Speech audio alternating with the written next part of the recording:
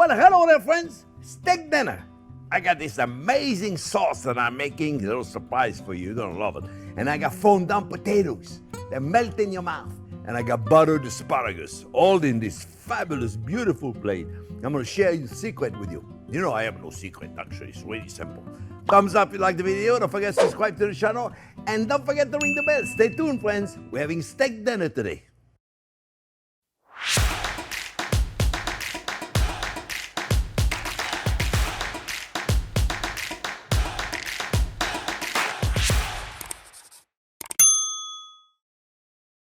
Okay, friends, let me show you how to make those steaks. I'm gonna make an amazing sauce.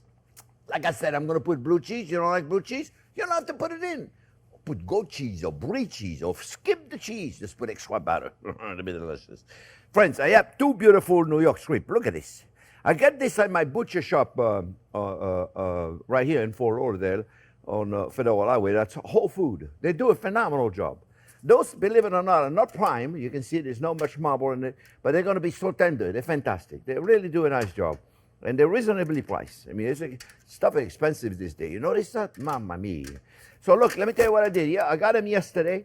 I put salt on it on both sides, and I put them on the rack, and I let it go in the fridge, in the refrigerator for 24 hours. If you have the time, do 24, 48 hours. It won't hurt it. Although, if you don't have the time, an hour before. If you don't have the time, then put the salt and pepper at the last minute. Okay, so we're going to let them rest. We're not going to get to those right away. I'll get into this later. I'm going to make some potato. I'm going to make a little fondant potato. I used to make those at the restaurant a long time ago. I think I made a video with the fondant potatoes. Jack is going to give you a link with these. I stuffed them with cheese. I figured there's cheese already in the sauce. We don't need to stuff them. I'm going to show you how easy it is to do. Just plain, I got the potato right here. I'm just going to put one here. I already did them. I'm going to show you what I did, okay, friends? This is just a baking potatoes. Idaho potatoes. And what you cut them about 1 inch thick, okay? Be careful when you cut them. Try to keep them, your knife straight when you do it. And then I take a cookie cutter. You don't have to do this. You can just, this will be perfectly fine at the table. But if you want to be a little fancy, you know, I like to be a little fancy once in a while. I don't want to be too complicated, but I like to be just a little fancy. Keep them in the water until you're ready to use it. And if you want to prepare them in advance, then you put them in a paper towel or a towel after you rinse them. So you get rid of some of so they don't oxidize. And then, boom, voila, you take your cookie cutter, you cut them, and you have yourself. Now, don't think I'm going to throw this away, okay? I'll make some mashed potatoes with it, right? And then, boom, I got a potato puree. I got a circle right here that I'm going to cook. How do I cook them? A child could do it, friends. I got a fry pan going. You see, look, I keep them in a towel so they don't oxidize, but because you want them to be super dry also. It's very important they got to be super dry. All right, and you cook as many.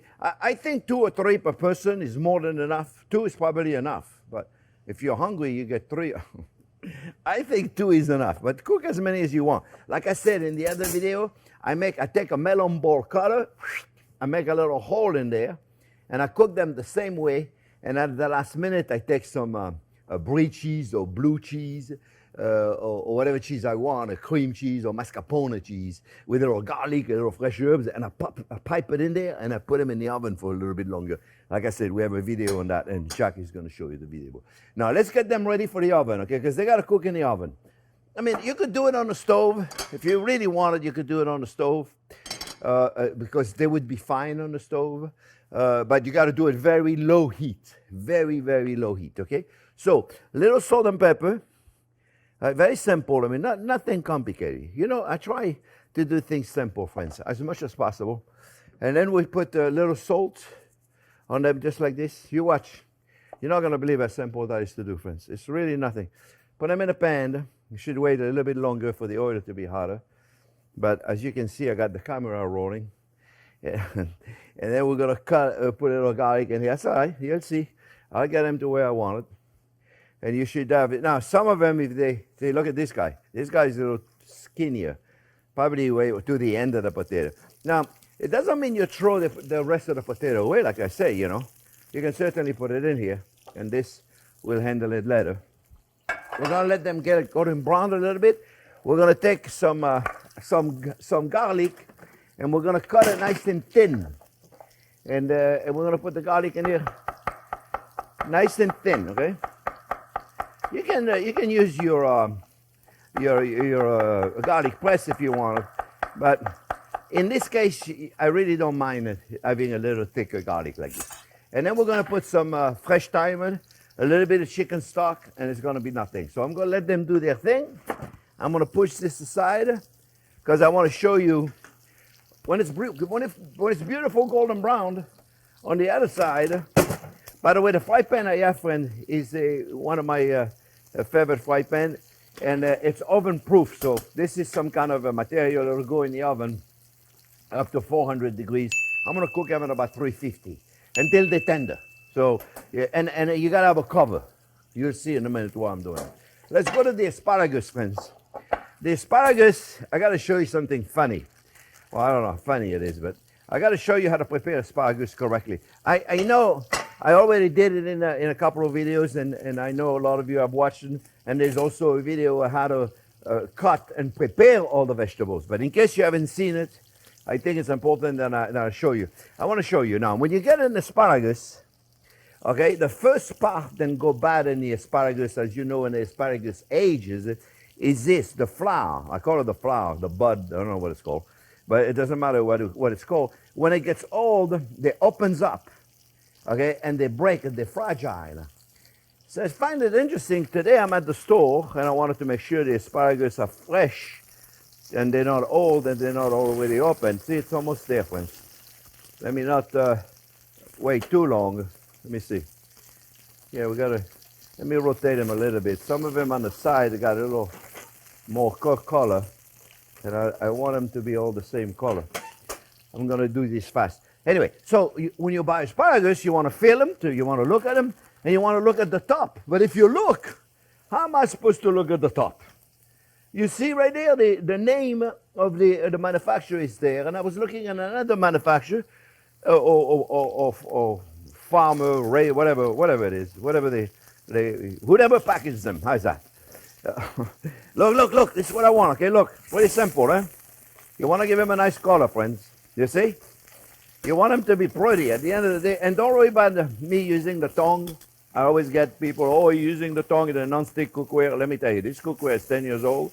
I've been using my tongue in it. I don't go in there and cut into it, but I use it like that. It doesn't hurt it, right? So now, look, friends. I'll go back in the asparagus in a minute. Don't think I lost you. Don't think that I'm not going to continue telling you all about the asparagus, because it's important. Look, very simple, right? You notice? Piece of cake, right? Anybody can do this. Now you're going to say the garlic is going to burn. You're right. That is why we're going to put chicken stock. I mean, look at this, friends. A child could do this. Put some fresh thyme in there. Put a fresh thyme, put a cover on it, pop it in your oven. 250, 275, however long it's going to take. I'll tell you what I'm going to do, because I never pay attention to the time. So Jack is always telling me, how long? I said, I don't know, let's figure it out.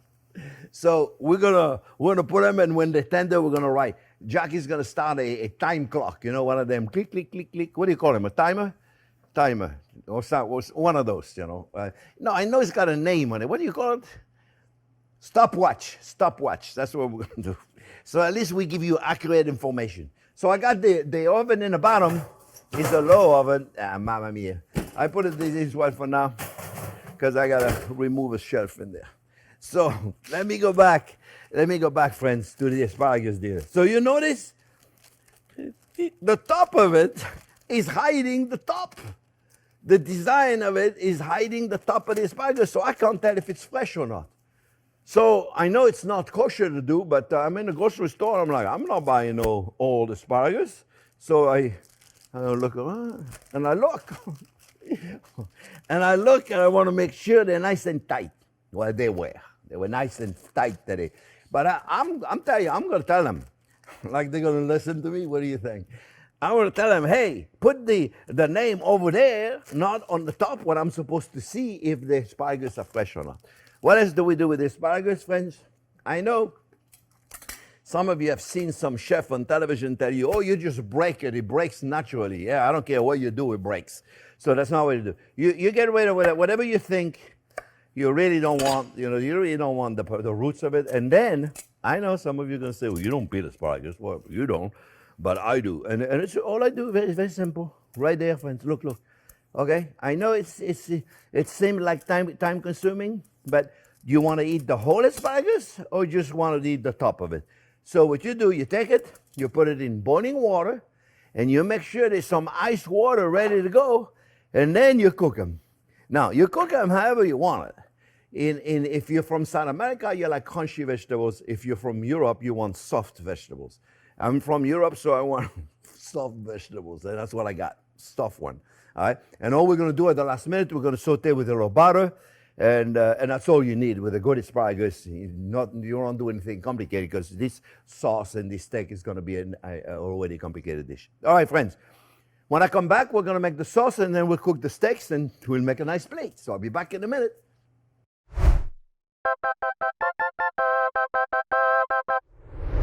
Okay, friends. Potatoes in the oven, about 10-15 minutes already. So we're going to see if we can get everything ready at the same time. We got the steaks ready to go. All I'm going to do, friends, is now at this point is put some black pepper because we got plenty of salt. We did it already 24 hours ago.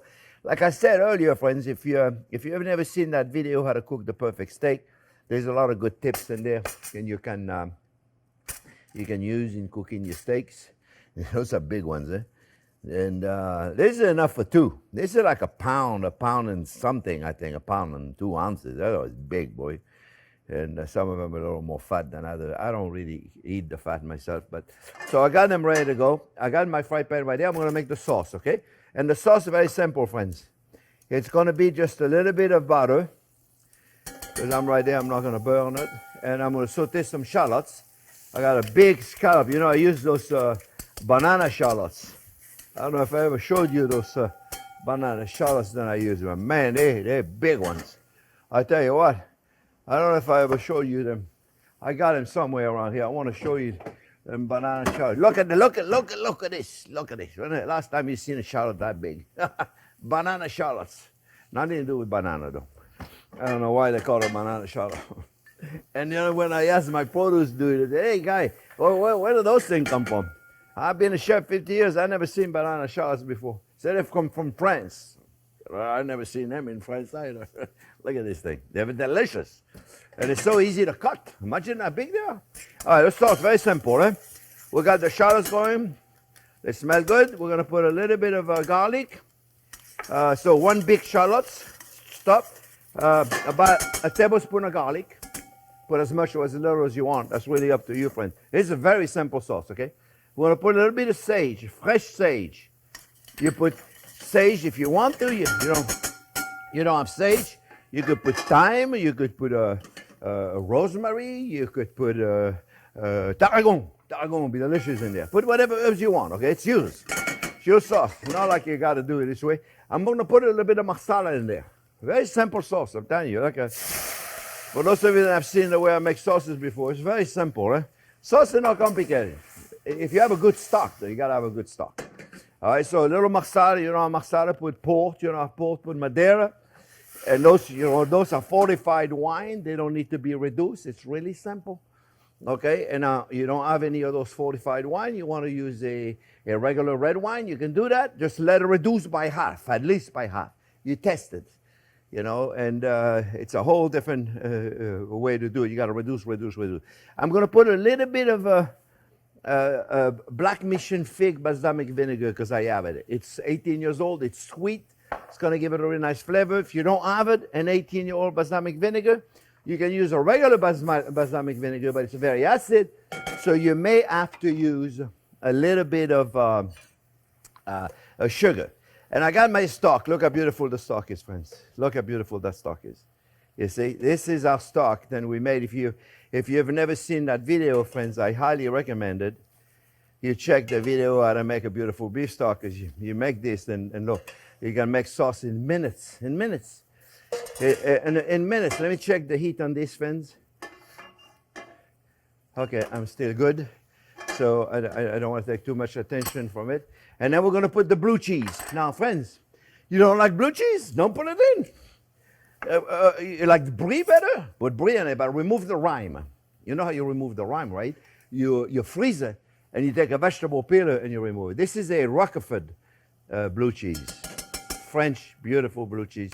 You can put a gorgonzola, you can put a whatever you want, friends. Look, this is what I like. And if you don't like blue cheese, you don't like blue cheese because maybe you've never had really good blue cheese. Makes a big difference. I tell you, people tell, where do you get blue cheese? Oh, I get it at a grocery store, the deli department. I don't know. Yeah, that's why you don't like blue cheese. You're buying not so good blue cheese. Good blue cheese is delicious. It's creamy. It's a little tangy, but it's creamy. It's delicious. I'm telling you, if you never had it. Okay, we're going to get the steak going, friends. I got a stainless steel fry pan. People like to do it in a cast iron pan.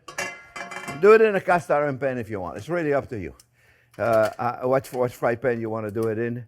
Remember, we're going to put it, the oil, as soon as that I'm at 365, which is just about to happen right now, I'm going to take my steak, I'm going to put them in, and I'm not going to touch them. Don't touch them.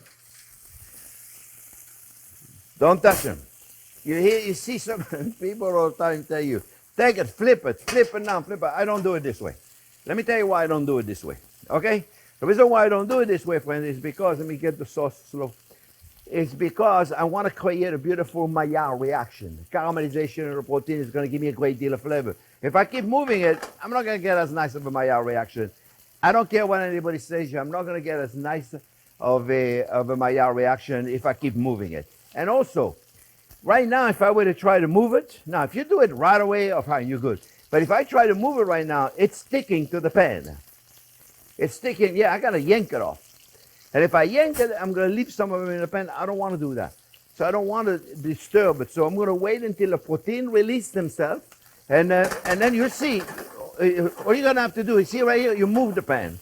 If you move the pan and the steak slide in the pan, you know you're good. You're good to flip them.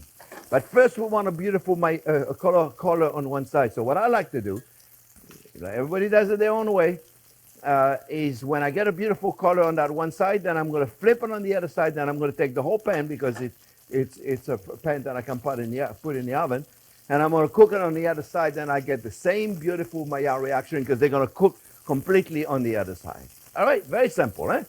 So if we want to get, when they're very thick like that, you can get on the side of it when they're very thick right there. You can get a nice sear on the side and get yourself a nice color, which is exactly what I'm going to be doing right there. Some people start it that way. It's really up to you. I'm going to leave it on all sides. And then I'm going to continue on that side to get a nice caramelization here. And then I'll flip it on the other side, and then I don't touch it with it no more. I don't play with it no more.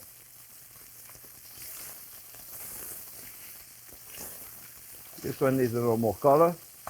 And this one is almost done, friends. And this is going to take longer to cook because it's much thicker, right? So right there, let's get a little more color on this side.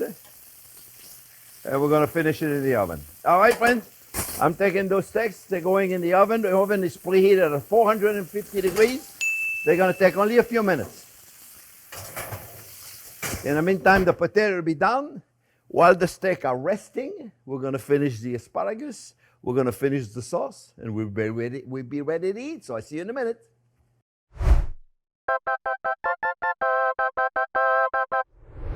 Okay, I'm going to take the other one out. We're going to let it rest. And then, friends, I'm going to close my oven. And I'm going to deglaze the pan. So let me take this out first. I don't know if you're going to be able to see all this, Jack. But I'm just going to get rid of the extra fat right there.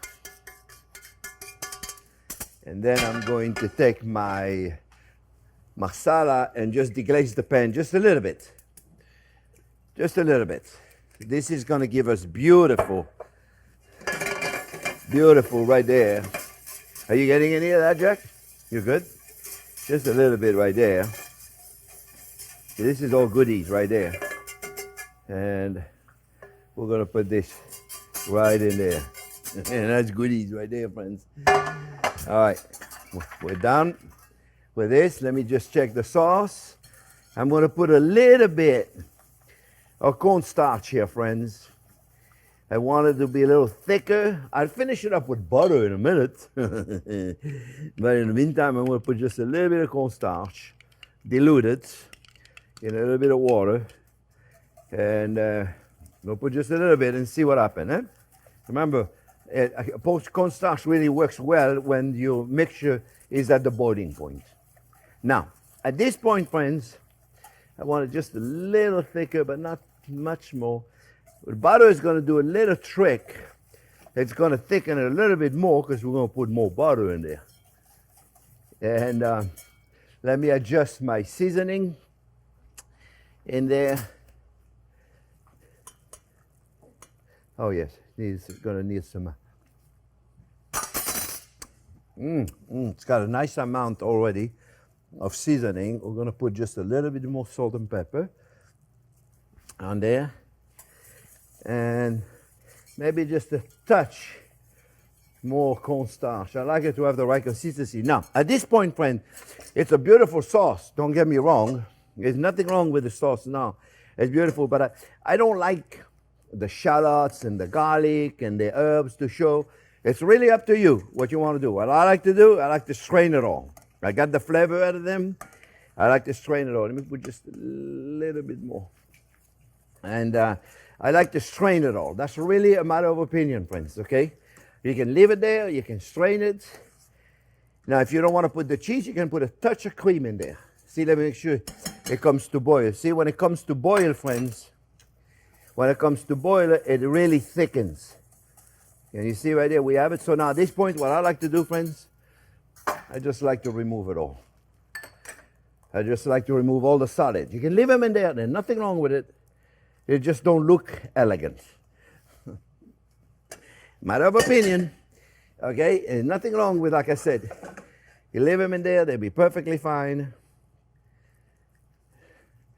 And voila. Look, to me, see, this stuff right here, there's nothing wrong with it. It just doesn't look very elegant, okay? So, put it in scrambled eggs. Put it in an omelet. It'll be delicious. Don't throw it away. It's liquid gold. And look how beautiful it is. You see, friends? You see what I'm talking about? Now you have a sauce then is elegant. Look, you see? And we haven't put any butter in there yet. So here it is. Remember, heat off, eh? Heat off when you put the butter. Sometimes I forget, and then the butter separates immediately. Let's make sure this is hot. My potatoes are hot. Everything is hot. No? Okay. Good. All right. Look how beautiful that sauce is, friends. This sauce is like, what can I tell you? This is like sexy. This is absolutely a gorgeous sauce. It smells amazing. And I'm telling you, for those of you who don't like blue cheese, if I didn't tell you it was blue cheese, you'll never know. I promise you. You'll never know if you use the beautiful, creamy blue cheese. Look how beautiful that is. You see how gorgeous that is? Now you can rub that all over your body. Now just wait until it's not so hot. Let me check it, friends. Let me check it. Let me check it. Oh, wow. I can't explain it. All right, friends. Let's see what we got. Let's see what we got. We're going to cut the steak. We're going to cut it, just trying to figure out the best way to do it so I can show you how beautiful it's going to look like. See, look, it's beautiful medium rare. Beautiful medium rare. Look at this, friends. See how gorgeous that is? We're going to cut it, and then we're going to serve it. Now, like I said, this is 2 serving. I mean, you can certainly make it 1 serving, but this is really 2 serving, without a doubt. It's absolutely gorgeous. You watch in a minute, friends. How you serve it, that's really up to you, my friends. How you serve it. But let me just put it. I'm okay right there, Jack, with you? You're good? We're going to put it right there. And look at this. This is beautiful. So you may have it more cooked, you may have it less cooked. We can certainly rearrange everything. Later, we're just going to put a little bit of the sauce, friends, on one side of the plate. Just a little bit of the sauce right there. All right, let's be elegant. Let's not put too much. You can certainly put a much more if you like. Let me just clean this up. I put it right here, Jack. It's easier for me to plate it. And then we're going to take some asparagus. Very simple, 3 or 4 asparagus. We're just going to put them right here on the side of the plate. Rough. We don't have to be too precise. And put some potatoes in there. Let me get a little spatula here to grab the potatoes. A little spatula right there. The potatoes are beautiful. And we're just going to put 1, 2, what do you think? How about 3? 3 potatoes. Oh, I lost one. They're hot. 3 potatoes. My friends, right there, you have yourself a dinner. You can certainly, like you see, this is enough for 2 servings. Give them a few slices, and this is going to be perfect. Let me get myself a fork, because that's the best part of cooking for you, is eating. So I'm going to take it right there, friends. Cuts like butter, and you know what I'm going to do? Don't tell anybody. I'm going to go in the sauce, in there, right there. Just don't tell anybody, yeah? Oh, wow.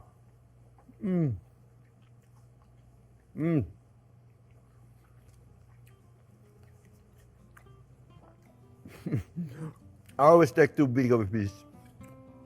It's delicious. It's not that complicated to make. You saw it. I'm not too exhausted. No. The timing is everything. Make your sauce, make your potato, make your asparagus, make everything in advance. At the last minute, all you got to do is concentrate on the steaks. Friends, that sauce is amazing. I hope you make it. You could make it with chicken. It would be fantastic. I hope you make it. Remember, thumbs up if you like the video. Don't forget to subscribe to the channel. And don't forget to ring the bells. Thanks for watching, friends. Excellent.